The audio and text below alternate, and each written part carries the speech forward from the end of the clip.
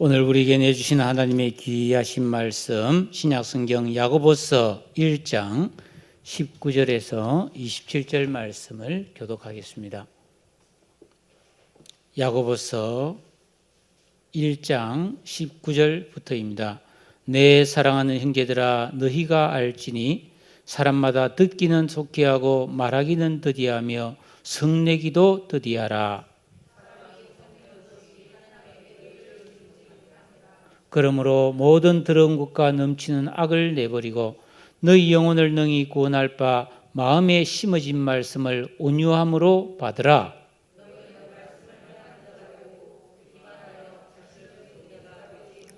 누구든지 말씀을 듣고 행하지 아니하면 그는 그걸로 자기의 생긴 얼굴을 보는 사람과 같아서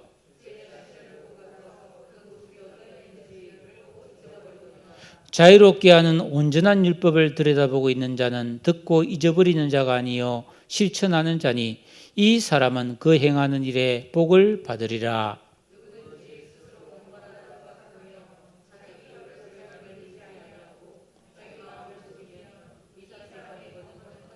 함께 하나님 아버지 앞에서 정결하고 더러움이 없는 경건은 곧 고아와 과부를 그 환난 중에 돌아보고 또 자기를 지켜 세속에 물들지 아니하는 그것이니라. 아멘. 말도 많고 탈도 많은 제32회 하계 도쿄올림픽이 이번 주 금요일 23일에 개막이 되죠. 오늘은 이 올림픽 이야기로 말씀을 시작하겠습니다. 선교사의 아들로 태어난 에릭 리들, 이 스코틀랜드인인데 케임브리지 대학에 지나간 수재였습니다. 그런데 이 에릭 리들은 매우 경건한 삶을 살았는데 하나님께서 자기에게 빨리 달리는 재능을 주셨음을 알았어요. 그래서 열심히 달리기를 했고 1924년 파리 올림픽에 100m 영국 국가 대표 선수로 참석하게 되었습니다. 실력을 보면 그 이제 기록상 거의 금메달 딸 확률이 99%다. 뭐 이렇게 국민들의 아주 그 기대감을 한껏 안고 그 올림픽에 참석을 했는데 그 올림픽에 참석하는 길에 경기 일정표를 보고 충격을 받았어요. 왜냐하면은 그 육상 100m 예선전이 주일에 시작된다. 주일에. 이 철저한 청교도적인 정신을 가지고 주일 성수의 생명을 거는 신앙을 가졌던 이 에릭이들은 하나님 앞에 기도를 했어요. 하나님 뜻을 물었습니다. 그리고 코치를 찾아가서 자기는 주일이기 때문에 그 경기를 포기하겠다라고 말했습니다. 무슨 소리 하냐고. 예배 드리고 와서 뛰면 되지 않냐고. 아니면 뛰고 나서 저녁 때 예배 드리면 되지 않냐고. 그런데 에릭은 그럴 수 없습니다. 그러자 난리가 나기 시작했죠. 이것이 영국 국민들에게 알려지자 이 매국노다. 국가대표 자격이 없다. 하고 막 비난하고 욕하고 난리가 났어요. 총감독도 설득하고 나중에 영국의 황태자까지 나서서 그래도 국가를 위해서 금메달을 딸 수 있는데 당신은 실력도 있는데 참석해라. 그러자 이 에릭은 말했어요. 저는 조국을 너무나 사랑하지만 나의 주님을 더 사랑합니다. 그래서 주일에는 뛸 수 없습니다. 비난은 더 심해졌고 심지어 희생이 없는 충성은 가치가 없다. 그러면서 비난했습니다. 그러나 에릭은 나라도 왕도 법도 모두 하나님께서 만드셨습니다. 주일은 하나님의 것입니다. 이런 말을 남기고 경기가 있는 날 그는 교회에 가서 예배에 참석했습니다. 당연히 영국은 메달을 못 땄죠. 자, 그런데 기도하는 중에 하나님께서 네가 주 종목은 아니지만 400m에 출전해라. 왜냐하면 그 400m 경기는 평일에 진행이 되기 때문이었습니다. 그리고 마침 영국 선수들 중에는 유력한 메달을 딸 만한 선수가 없었습니다. 그래서 이제 400m에 참석하게 되었는데 결승전이 시작되기 전에, 그 이제 예선전을 통과하고 시작되기 전에 어떤 사람이 그에게 쪽지를 전해줍니다. 거기에 사무엘상 2장 30절 말씀이 적혀져 있었어요. 나를 존중히 여기는 자를 내가 존중히 여기고 나를 멸시하는 자를 내가 경멸히 여기리라. 에릭은 그 말씀을 기록한 쪽지를 손에 쥐고 그 400m 결승전에 서서 딱 그 출발 총성이 울리자 100m를 달리듯이 400m를 달렸어요. 그걸 보면 많은 사람들이 저러면 안 되는데 400m의 경험이 없구나. 곧 지쳐 쓰러지겠구나. 300m쯤 달리면은 그냥 더 이상 못 달리겠지. 그런데 놀랍게도 끝까지 고개를 하늘로 들고 팔을 힘차게 흔들면서 끝까지 달렸는데 그때 달리던 모습이 불의 전차와 같아 그래서 이걸 영화로 만들었어요. 그 불의 전차라는 영화인데 굉장히 감동적인 영화죠. 그리고 그는 1위로 골이 냈고 세계 신기록을 세웠는데 이 에릭 리들이 세운 세계 신기록은 16년 동안 깨어지지 않았다 그랬어요. 그때 한 신문이 이런 글을 썼어요. 에릭 리들이 뜻하지 않게 400m에서 금메달을 획득했을 때 우리 모든 나라와 백성은 그의 신앙과 믿음 아래 무릎을 꿇었다. 그 후 에릭은 케임브리지 대학을 졸업하고 부와 명예를 얻을 수 있음에도 불구하고 중국 선교사로 떠나가지고 저 산둥반도 쪽에서 어린이 전도에 힘썼고요. 2차 세계대전이 터지자 일본군이 그쪽에 밀려왔어요. 그래서 일본에게 체포되어 수용소에 갇히게 됩니다. 그러니까 영국인이기 때문에 얼마든지 떠날 수 있었지만은 그건 안 떠났어요. 그리고 그 수용소에서 영양실조 질병에 걸려 세상을 떠나게 됩니다. 그 에릭과 함께 수용소에 있다가 나중에 석방되어서 대학 교수가 된 랭던 칼키라는 사람이 이런 글을 썼어요. 이 세상을 살면서 우리가 승자를 만나볼 행운을 갖기란 그리 쉬운 일이 아닐 것이다. 그런데 나에게는 그런 행복이 다가왔다. 그 승자의 이름은 바로 에릭 리들이다. 그는 수용소에서 가장 필요한 사람이었고 가장 사랑받는 사람이었다. 그 유튜브에서 에릭 리들 불의 전차 쳐보면은 그에 대한 많은 영상이 또 옵니다. 굉장히 성숙한 믿음의 사람이었죠. 야고보서는 예수 믿고 구원받은 믿음의 사람들이 어떻게 하면 성숙한 믿음에 이를 수 있는가? 즉 어떻게 하면 깨어있는 장성한 신앙에 이르러서 하나님의 뜻을 따라 온전한 삶을 살 수가 있는가에 대한 원리와 방향을 자세하게 가르쳐주고 있습니다. 야고보는 1장에서 그 큰 이렇게 줄거리로서 하나님께서는 성도들, 구원받은 성도가 성숙한 믿음에 이르도록 두 가지를 말씀하고 있다. 그 첫째가 뭐냐 하면은 1장 1절에서 19절, 18절 사이에 있는 말씀인데 하나님께서는 성도의 신앙 성숙을 위하여 시련과 시험을 주신다고 되어 있어요. 우리가 살다 보면 여러 가지 시련이 오고 여러 가지 유혹이 많이 오는데 이런 시련과 유혹을 믿음으로 잘 이겨내면 신앙이 성장한다는 겁니다. 그러니까 지금 우리가 이 코로나19 상황을 살고 있는 것도 큰 시련이고 시험이라는 겁니다. 이걸 잘 믿음으로 이겨내야 된다는 것이죠. 그뿐 아닙니다. 개인적인 어려움, 질병도 있을 수 있고 경제적인 궁핍과 또 인간관계의 어려움을 만날 수 있고 너무 힘든 그런 고난을 겪을 때가 있죠. 그런데 이 믿음이 있는 사람은 이런 고난을 만났을 때 시련을 대하는 태도가 영적이어야 된다는 겁니다. 구원받은 성도가 시련을 만났을 때 자칫 잘못하면은 그 시험에 들기가 쉽다는 거죠. 아니 하나님 살아계신데 왜 내게 이런 일이 왔는가? 하나님이 정말 나를 사랑하시는가? 내가 이렇게 힘든데 어떻게 해서라도 무슨 수술을 쓰더라도 빨리 벗어나야 되는 게 아닌가라는 유혹에 빠지기 쉽다는 겁니다.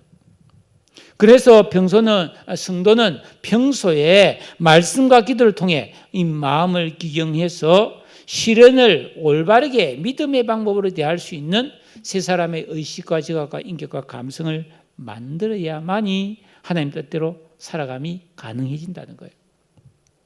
그리고 오늘 우리가 읽은 이 본문의 두 번째로 구원받은 성도가 온전하고 성숙한 신앙에 이르기 위해서 하나님이 주시는 두 번째 방편은 말씀을 주신다는 겁니다. 우리 심령에 말씀을 심어준다는 거예요. 그러니까 우리 성도는 삶 속에서 늘 말씀을 가까이 하기를 힘써야 되는 것입니다. 그래서 여러분들에게 성경이 주어져 있고요. 교회에서 큐티 책도 주고요. 또 성경 읽기 표를 매주 여러분 주부에 실어져 있는데 이걸 여러분들이 잘 감당하고 있는지는 하나님과 여러분 자신이 알겠죠. 믿음과 말씀은 불가분의 관계에 있습니다.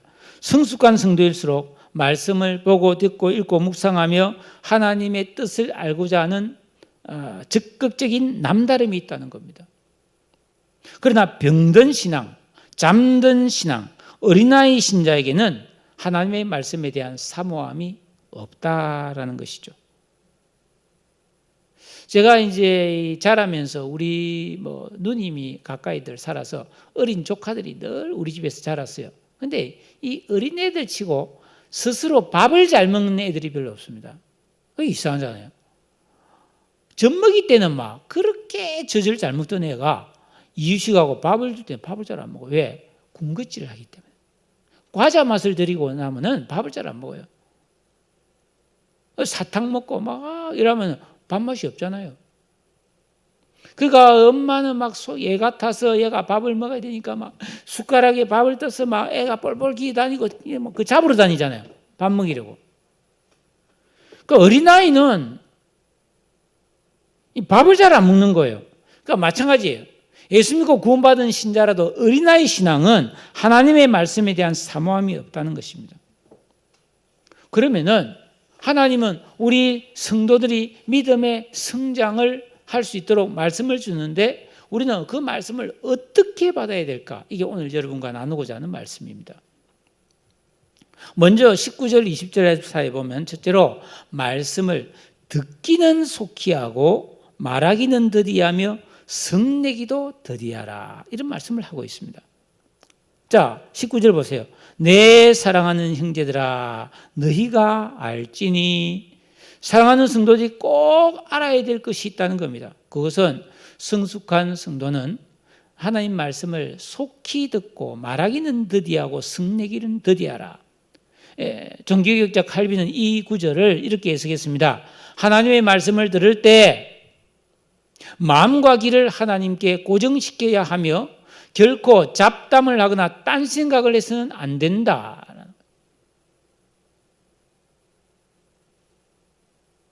중직자일수록 조심해야 됩니다. 교육자일수록 조심해야 돼요. 안내하는 사람, 방송하는 사람 조심해야 돼요. 그거 하느라고 말씀을 제대로 안 들으면 그 봉사는 뭐예요? 사실은 굉장히 허무한 거죠.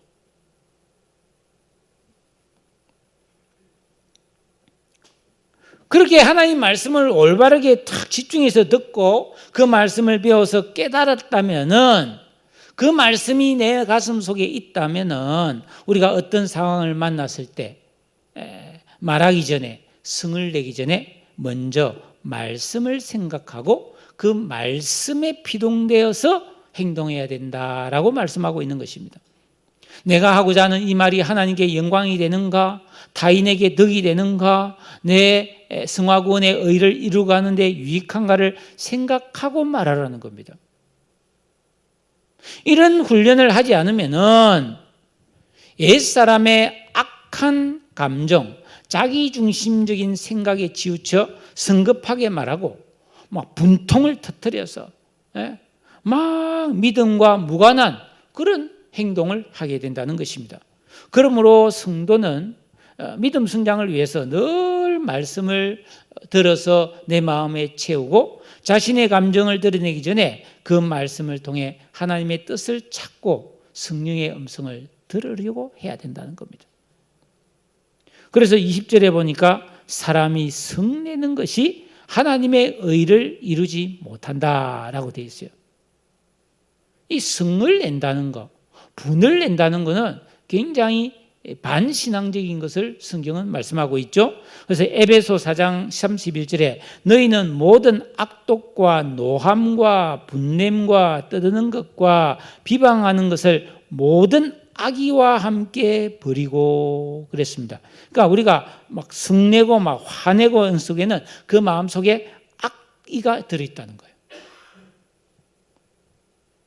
우리가 이런 말씀을 들어야 된다는 거예요. 평소에 알고 있어야 된다는 거예요. 성경을 열심히 읽어서. 그래서 이런 말씀을 안다면은 우리는 뭐예요? 성을 내고 화를 내고 상대를 비난하기 전에 서로 친절하게 하며 불쌍히 여기며 서로 용서하기를 하나님이 그리스도 안에서 나를 용서함 같이 우리는 온유하고 양선한 삶을 살아야 된다는 거예요.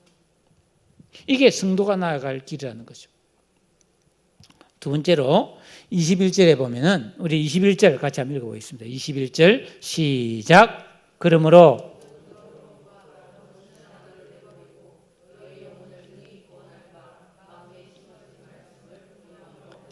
말씀을 온유함으로 받으라. 구원받은 성도는 하나님 말씀을 적극적으로 열심히 들어야 되지만은 이 말씀을 받는 마음 자세도 매우 중요하다는 겁니다. 너희 영혼을 능히 구원할 수 있는 바 마음에 심어진 말씀을 온유함으로 받아라.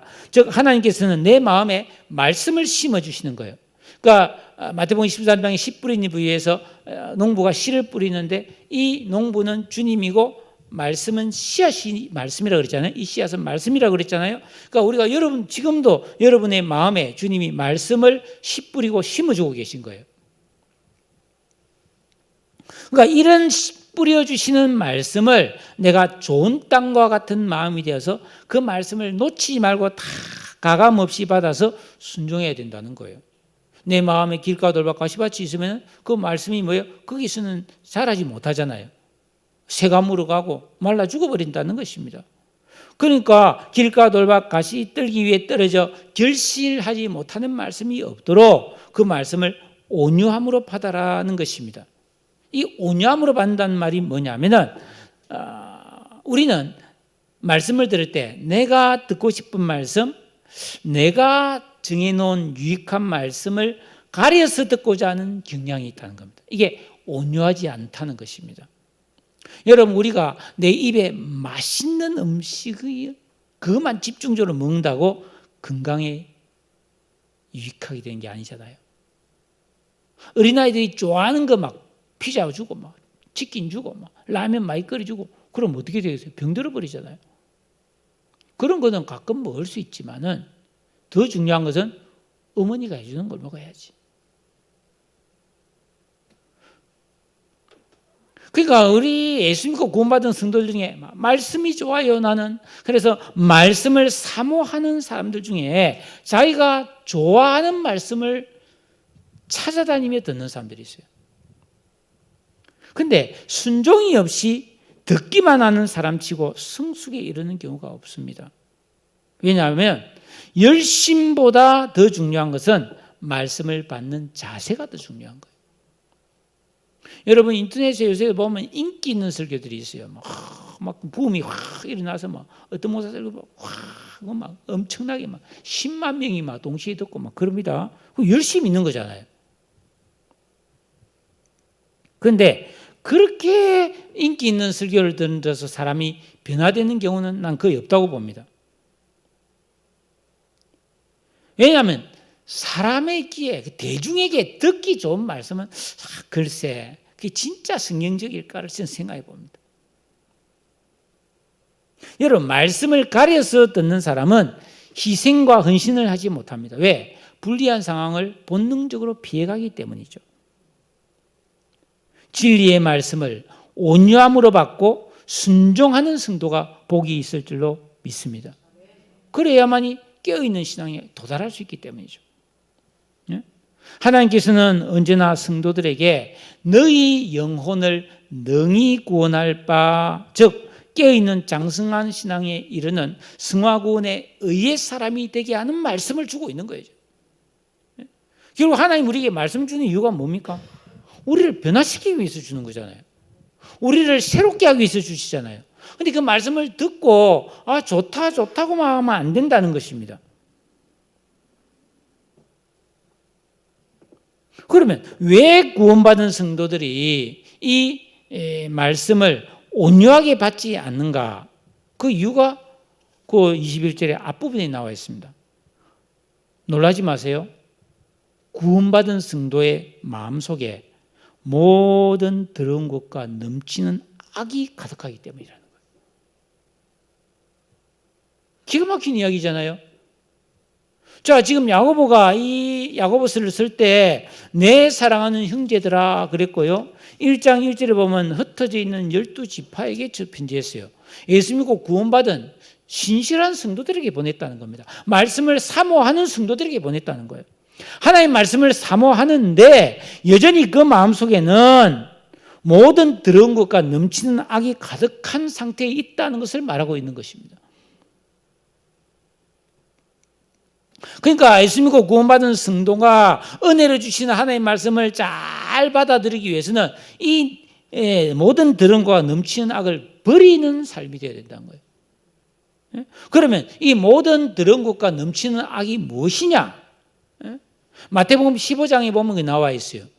예수님께서 어느 날 또 어느 마을에 들어갔는데 그 서기관과 바리새인들이 나와가지고 아이고 당신 제자들이 왜 먹기 전에 손도 안 씻고 음식을 먹습니까? 장로들의 전통을 범했습니다. 그러니까 예수님이 그러면 너희들은 왜 너희 전통으로 하나님 말씀 계명을 버리느냐 하면서 그 고르반 이야기를 하십니다. 그러면서 하신 말씀이 사람의 입으로 들어가는 모든 것은 배로 다 들어가서 소화되고 나머지 찌꺼기는 뒤로 버려지기 때문에 배설되기 때문에 손을 씻지 않고 음식을 먹었다고 해서 그 사람의 영혼이 더럽혀지는 것은 아니다 말이죠.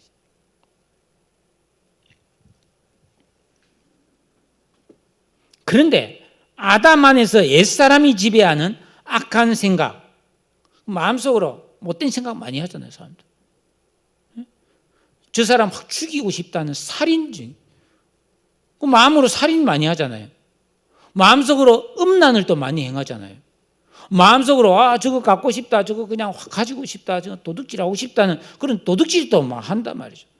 거짓말도 하고요, 남을 미워하고 비방하고 욕하고 이런 것들이 마음속에 꽉 차는데 이런 악한 마음속에서 하는 말, 이게 사람을 더럽게 한다고 되어 있어요.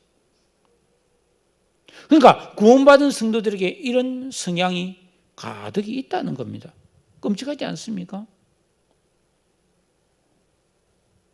그러니까 여러분, 내가 무슨 말을 하고 사느냐 참 중요해요. 예수 믿고 구원받은 성도가 이 모든 더러운 것과 넘치는 악을 버려야 되는 거예요. 이거 어떻게 하면 버릴 수 있습니까? 주님을 내 삶의 주인과 왕으로 모시고 주님이 지키라고 명하신 세 계명 지키고 기도해, 이렇게 기도하라 하신 주기도문의 순서와 내용을 반복 되풀이하는 기도를 통해서 아담 안에 있는 악한 인격, 악한 지각, 악한 감성, 악한 의식이 이 뽑아내는 마음기경이 돼야만이 뽑혀나가는, 그게 제거가 되는 거죠. 그러면 하나님께서 우리 마음에 심어주시는 말씀을 내가 온유함으로 받아서 30배, 60배, 100배의 결실을 할 수 있는 줄로 믿습니다. 그래야만 이 믿음이 성장한다는 거예요, 온전히. 세 번째, 22절인데 22절 우리 같이 한번 읽어보겠습니다. 시작. 너희는 말씀을 행하는 자가 되고 듣기만 하여 자신을 속이는 자가 되지 마라. 자신을 속이는 자가 되지 말라는 겁니다.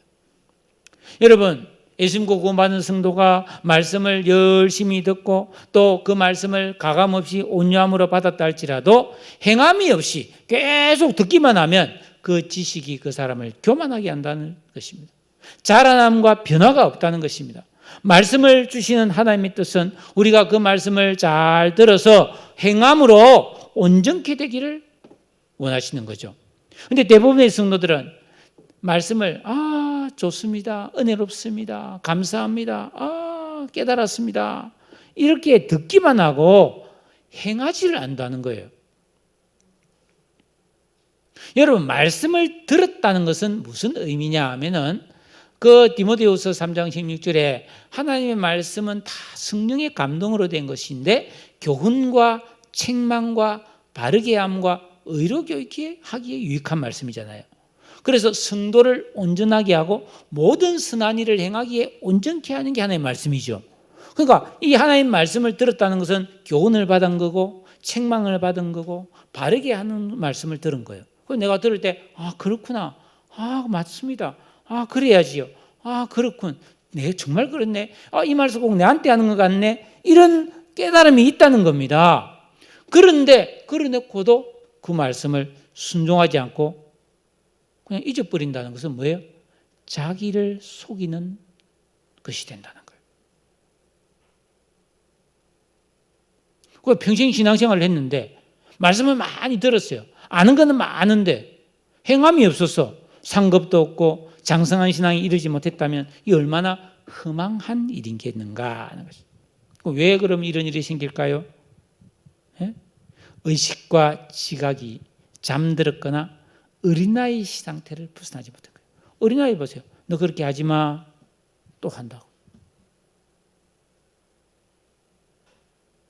이빨 닦아. 말 안 들어. 흘리지 마. 안 들어. 왜죠? 의식이 없는 거예요. 의식이. 그러면 어떤 결과가 오느냐? 구원은 받았는데 믿음은 가졌는데 살아가면서 모든 들은 것과 넘치는 악을 쏟아내면서 오염시키며 사는 거예요.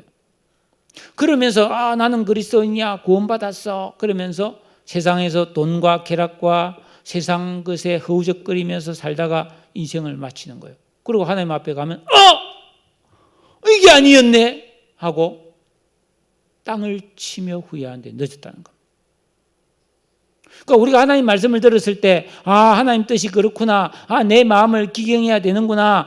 새 사람의 의식과 지각과 인격을 만들어야 되는구나 하고 깨달았지만 순종과 기도의 반복 대비를 통해 말씀대로 행하지 않는 성도는 오늘 성경에 23, 24절을 보니까 마치 거울에 비친 자기 모습을 보고 거울을 봤는데 자기 모습을 보긴 봤어요. 근데 제대로 안 본 거예요. 그러니까 고치지 않는 거예요. 고치지 않는 거예요.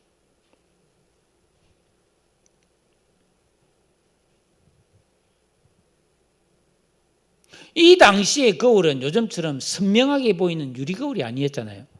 유리 뒤에 수은칠을 해서 그렇게 거울이 또렷하게 보이지 않고 그 당시는 청동 거울이잖아요. 그죠? 아니면 물에 비친 자기를 보든지 그랬어요. 그 청동을 아무리 노쇠 이런 건데 이런 걸 아무리 반질반질 닦아서 본다 해도 자기가 제대로 보이겠습니까? 희미하게 보이는 거. 그러니까 하나님 말씀을 들어도 제대로 안 듣기 때문에 순종 못하는 거예요. 자기가 모습을 살짝 봤어요. 내가 그렇구나. 내가 지금 잘못되어 있구나. 슬쩍 알았어요. 근데 그걸 깊이 알지를 못한 거예요. 그러니까 고치지를 못한다는 거예요. 그 얼마나 어리석은 사람이냐. 나는 안 돼. 난 포기했어. 그러면서 사는 거예요. 그럼 그것이 끝이 아니라는 말이에요. 나중에 땅을 치며 후회한 때가 온다는 거예요.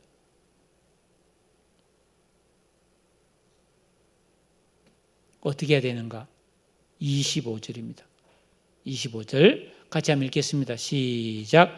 자유롭게 하는 온전한 율법을 들여다보고 있는 자는 듣고 잊어버리는 자가 아니요 실천하는 자니 이 사람은 그 행하는 일에 복을 받으리라.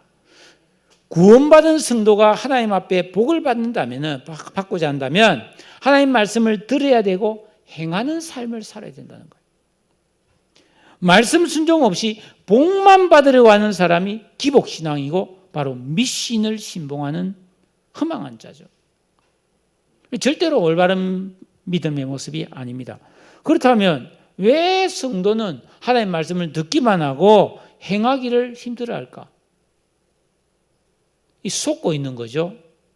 말씀대로 순종하고 사는 것은 너무 속박되고요. 재미가 없고요. 그거 안 될 것 같고요. 힘들기 때문이라고 생각합니다. 이거 절대로 안 된다 생각하는 그런 사람이 많아요. 하나님 된다. 자기는 안 된대. 태산이 높다 하되 하늘 아래 메이로다.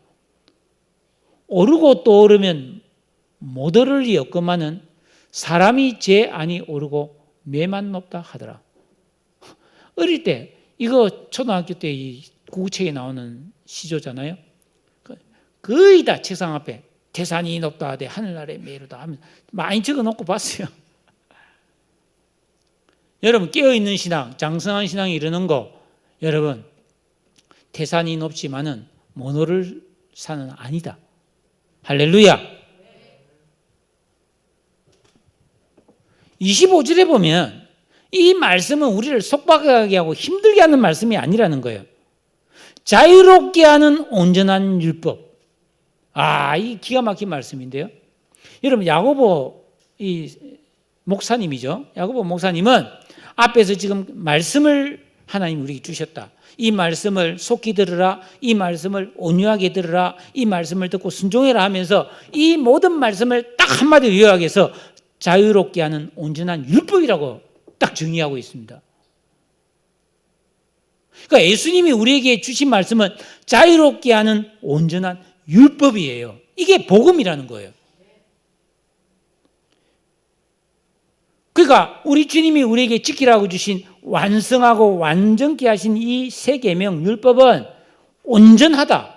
어떤 점에서 흠이 없고 완전하고 충분하다는 뜻인데 인간이 가진 모든 근본 문제를 해결하는 데 충분하고 완벽한 치유와 회복을 가능하게 하는 것입니다. 그러니까 우리가 이 계명을 지키는 이 신앙은 우리 인생의 모든 문제 해결받는 그런 지복에 이르는 능력이 있는 거예요. 그리고 이 말씀은 우리를 자유하게 한다는 겁니다. 속박하는 게 아니에요. 여러분 아담 안에 있는 원죄와 모든 악한 인격, 지각, 감성이 막 가동되고 있는 이 모든 우리 안에 있는 이 고장난 시스템을 다 고쳐서 새 사람의 의식과 지각과 인격이 쫙 가동되게 만들면 우리가 진리 안에서 대자유를 누릴 수 있음을 믿으시기를 축복합니다. 이 말씀이에요, 이 말씀. 그런데 말씀대로 안 살면서 말씀대로 살면 너무 힘들어. 그거는 너무 힘들어. 그건 안 돼. 어떻게 인간이 그렇게 살 수 있겠어? 그럼 하나님이 안 되는 말씀을 지키라고 하겠습니까? 절대로 주님은 불가능한 것을 하라고 하지 않습니다. 우리에게. 왜? 하나님은 사람의 체질을 아시기 때문에. 그러니까 도저히 율법으로는 구원을 받을 수 없다는 것은 아시고 그래서 우리에게 값없이 구원해 주잖아요. 그런데 이걸 지키고 살아서 복을 받는 것은 얼마든지 할 수 있다. 구원받은 성도는. 할렐루야. 그러니까 예수께서 친히 말씀해 주신 이 서로 사랑하라 하신 세 계명을 붙들고 순종하는 것은 속박되고 얽매이는 것이 아니라 참 자유를 주시는 것이다.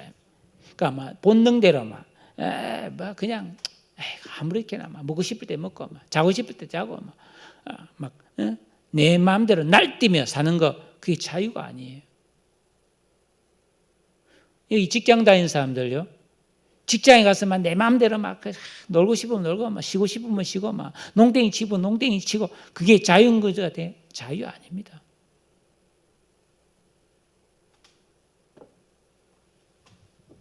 운전. 그 처음에 배우면 운전하는 게 얼마나 두렵습니까? 근데 딱 숙달되면 너무너무 자유로워지거든요. 어떤 분이 그래 이야기해요.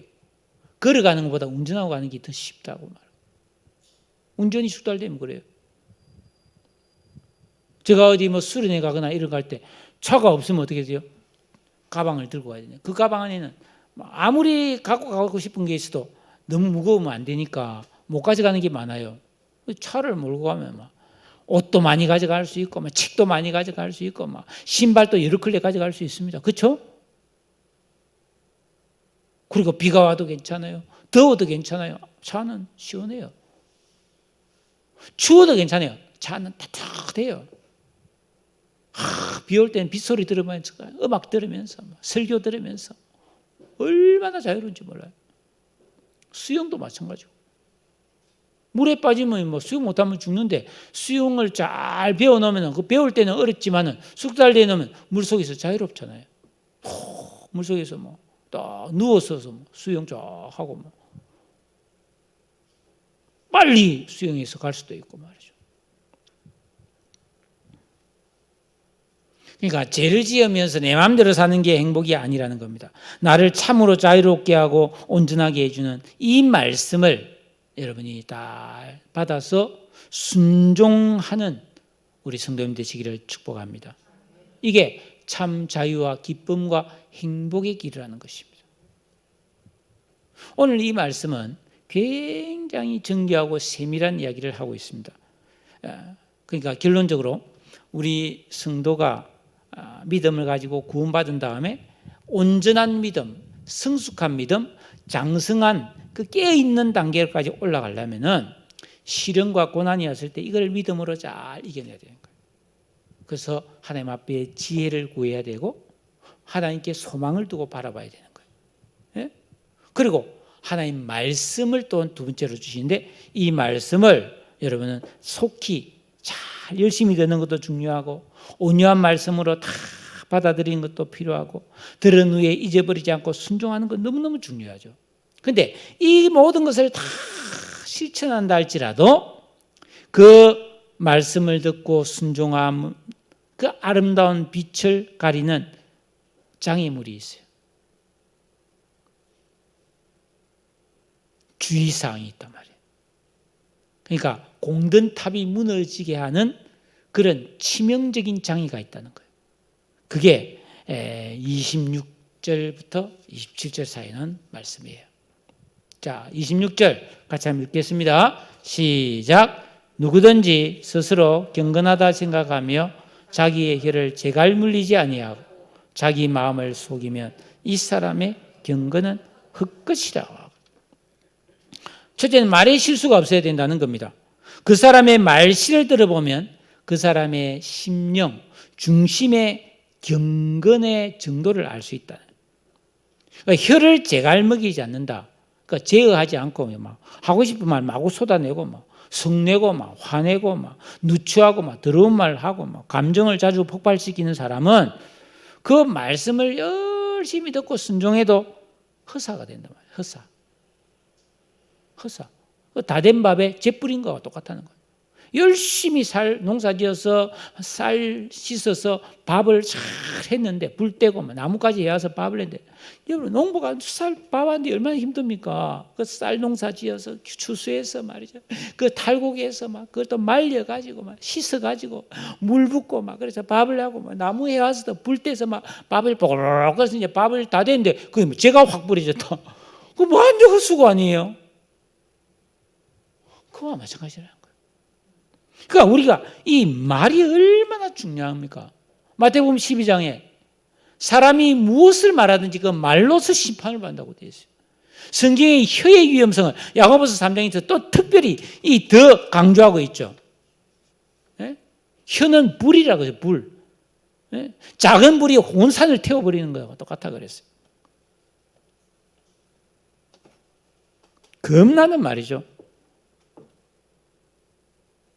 그러니까 믿음 생활을 잘 하는데 말 못듣게 해가지고 나 말아먹는 거. 경건에 이르지 못하는 거예요. 두 번째로 27절입니다. 하나님 아버지 앞에서 정결하고 더러움이 없는 경건은 곧 고아와 가보를 그 환난 중에 돌아보고 그러니까 진정한 경건이 무엇인지를 알고 실천해라. 그러니까 하나님 앞에서 정결하고 너무너무 깨끗하고 더러움이라고는 없는 참된 경건을 가진 증거가 뭐냐? 환난 중에 내가 너무 지금 어려워요. 내가 지금 막 내 코가 석자예요. 내가 지금 힘들고, 내가 지금 아프고, 내가 지금 가난하고, 내가 지금 피곤하고, 그렇지만 더 힘들고 어려운 이웃인 고아와 과부를 돌보는, 이게 진짜 경건이라는 거예요. 그러니까 제가 앞에 에릭 리들이라는 사람을 소개했잖아요. 이 사람은 영국에서 케임브리지 때문에 그 당시에 인류예요. 거기 들어가기 너무 힘든다고 했어요. 그런데 케임브리지 나오고 올림픽에서 금메달까지 땄어요. 국가의적 영웅이에요. 그런데 선교사로 갔어요. 그리고 중국 산동반도에서 그 가난한 사람 농부들 사이에서 복음을 전하고, 전쟁이 나자 그들을 버리고 가지 않고 그 수용소에서 그들을 위해서, 그러니까 영양실조 걸려주었거든요. 수용소에서 겨우 감자 하나 주고 이러는데 이것도 아픈 사람에게 또 나눠주는 거예요. 이 경건이라는 게 진정한 경건. 아이고 내가 지금 나중에 생긴데 뭘 하면서 자기 욕심부터 챙기는 거, 이건 뭐예요? 본능이죠, 본능. 이래서는 진정한 경건에 이를 수 없다는 겁니다. 그래서 예수님을 보면은, 예수님 뭐예요? 십자가 못 박혀 죽으면서도 저들을 불쌍히 해달라고.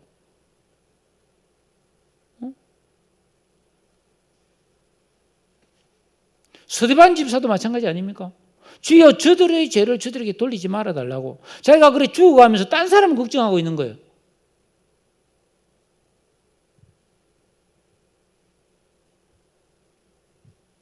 이게 진짜 경건이라는 거예요. 그러니까 경건한 사람들이 모여 있으면 너무 좋지 않겠어요? 천국 가면은 그 환경이 좋은 게 아니라 이런 사람들이 모여 있는 곳이라는 거예요. 그래서 천국을 천국되게 하는 것은 사람들의 성품이다, 이런 말도 있어요. 그러니까 이 땅에서도 마찬가지인 것 같아요. 결국 우리가 마음 기경에서 좋은 성품, 예수님 닮은 성품이 되는 게 교회를 교회답게 하는 것이고 가정을 가정답게 하는 것인데, 우리 각자가 이런 경건에 힘써야 된다는 거예요. 이게 주님이 우리를 구원하시고 우리를 교회 안에 불러주신 이유가 여기에 있는 거예요. 마지막으로 자기를 지켜 세속에 물들지 아니하는 그것이니라. 여러분, 이 세상을 사는 성도는 강력한 세속의 그런 풍조와 유행에 물들기 쉽다. 그런데 경건한 성도는 이 세대를 본받지 않는 거죠. 오직 심령으로 새롭게 되어서 하나님의 선하시고 기뻐하시고 온전하신 뜻을 알고 그대로 사는 거죠. 그 쾌락과 욕심을 따라 살지 않는 것이죠. 그러니까 이 세상에 살고 있지만 이 세상에 속하지 않는 거예요. 자, 그런 거 보면 신기해요. 여러분, 바다에 사는 물고기 소금물 속에 살잖아요. 근데 살아있는 고기는 잡아보면 그 간을 해야 돼요. 소금을 뿌려야지. 안 그러면 싱거워요. 소금물 속에 평생을 살았는데, 소금물 속에서 태어나서 소금물 속에 살았는데 왜 생선이 안 짭니까? 살아있기 때문에요. 그러니까 우리가 깨어있는 살아있는 진정한 신앙이라면 세속에 물들으면 안 되는 거예요. 코로나 시대에도 여기에 완전히 휘둘려 살면 안 되는 거죠. 하나님께 소망을 두고 영원한 하나님 나라의 상을 바라보면서 거룩한 길을 가는 그의 진정한 성도의 길인 줄로 믿습니다. 여러분, 우리가 살아가는 이 세상, 여러분 보이지 않습니까? 네? 미국에서도 고급 아파트가 막 무너지고, 그죠? 중국은 진짜 내가 볼 때 앞으로 난리도 아닐 거예요. 왜? 20층, 30층 건물 세우면서요, 철근 안 넣고 나무 넣는 건물 많습니다.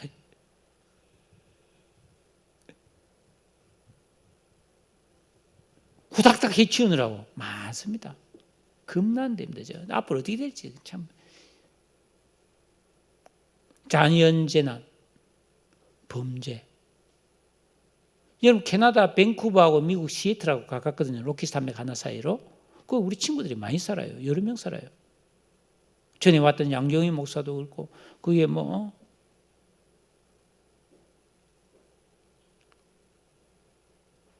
거기는 연평균 기온이 26도.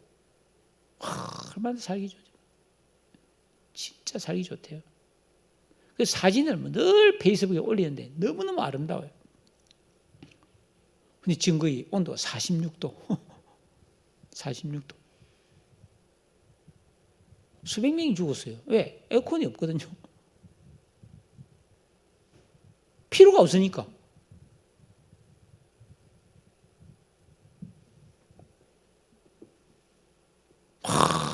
뭐 자연재난, 범죄, 전염병.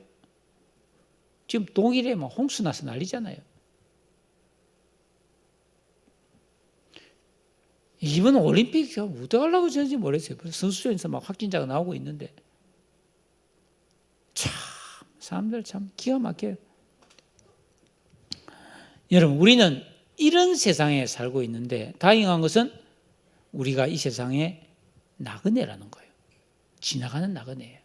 영원히 머물 사람들이 아니라는 겁니다. 그러니까 우리 예수 믿고 구원받은 성도는 우리의 소망과 삶의 방향과 초점을 하나님과 하나님 나라에 딱 맞추고 살아야 되는 거예요. 그 나라에 가서 진짜 부유하고 존귀한 그런 사람이 되기 위해서 우리는 여기서 해야 될 일이 뭐예요? 경건을 훈련해야 되는 거예요. 거기서는 경건이 축복이거든요. 상이거든요. 예? 세 사람의 의식, 지각, 인격을 다 만들기 위해서 하나님 말씀, 우리를 여러분 자유하게 하는 온전한 율법, 자유하게 하는 온전한 율법을 턱 지키고 순종하고 회개하고 기도하고 그래서 하나님 뜻대로 살아가는 성도가 되어야 할 줄로 믿습니다. 나홈서 1장 7절 우리 지난 금요일에 봤던 말씀인데 여호와는 선하시며 환난 날에 산성이시라. 그는 자기에게 피하는 자를 아시느니라. 하나님께 피한다는 말은 하나님을 신뢰한다는 말이거든요. 하나님은 선하신 분이에요. 믿고 의지한 자에게는 너무너무 선하고 자비로우신 분이에요. 하나님 살아계시고 지금도 천지 만물을 다스리고 섭리 통치하십니다. 이런 하나님을 존중히 여기고 거룩한 믿음의 길을 가는 말씀을 듣고 순종하고 진정한 경건의 길을 가는 혀를 잘 다스리고 훈련하는 다스리고 훈련이 안 되는 혀는 마음을 기경해서 우리의 혀가 새로 하시는 그런 거룩한 믿음의 길을 가는 우리 모든 성도님 되시기를 주의 이름으로 축복합니다. 여러분 정말 축복합니다. 기도하겠습니다. 오늘 이 말씀을 생각하면서 하나님 아버지 진정한 성숙에 이르는 길에 대해서 우리가 깊이 깨닫지는 못했지만 전체적인 그런 지도 같은 말씀을 들었습니다.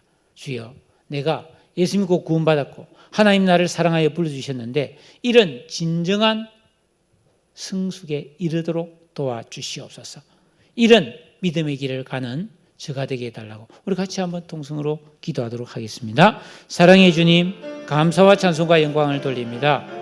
하나님께서 오늘도 우리를 사랑하셔서 불러주셔서 예수 믿고 구원받은 다음에 진정한 영적 성숙에 이르도록 우리를 인도해 주시고 지도해 주시니 감사를 드립니다.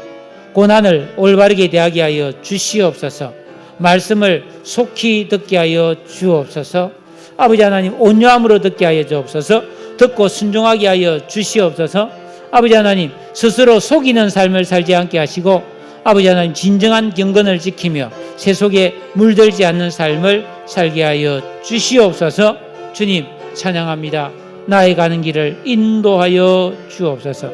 우리가 지도를 보지 못하고 영적 지도를 모르고 갈팡질팡 욕심 따라 살지 말게 해주시고 이 진정한 믿음의 길을 이 진정한 거룩의 길을 이 진정한 영의 길을 걸어가는 저희들 다 되게 하여 주시옵소서.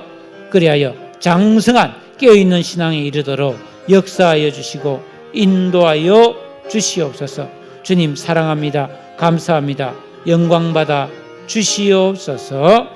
거룩하신 예수님 이름으로 기도합니다. 하나님 아버지 감사합니다.